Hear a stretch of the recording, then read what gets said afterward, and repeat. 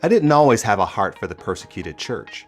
It wasn't until a friend of mine introduced me to Voice of the Martyrs, an organization that highlights persecuted Christians in restricted and hostile nations, did God spark in me a love and admiration for the persecuted.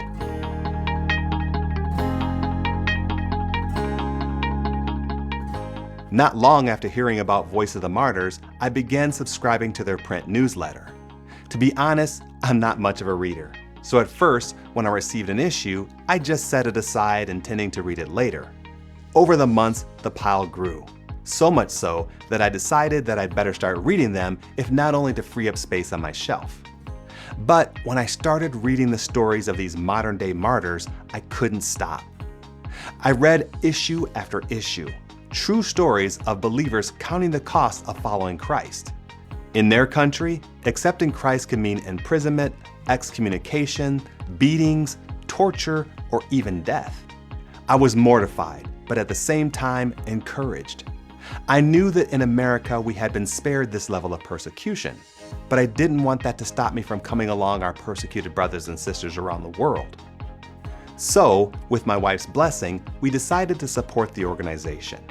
First, we gave financially, then we volunteered at their Bartlesville headquarters, and eventually I applied to become an area representative, speaking at churches and groups about the persecuted. I'd share stories about what our brothers and sisters endure for Christ, how they've counted the cost of following Jesus. As effective as that was, part of me felt that something was lost in translation. We can hear about their stories, but we can't truly understand what it is like. Then God gave me an idea. What if I were able to help Americans understand high persecution by imagining what would happen if the level of persecution other Christians face in hostile nations took place on our soil, in our land, in our cities and neighborhoods? Maybe then we would pray more earnestly and support them more consistently. The underground Angels of Light imagines this reality.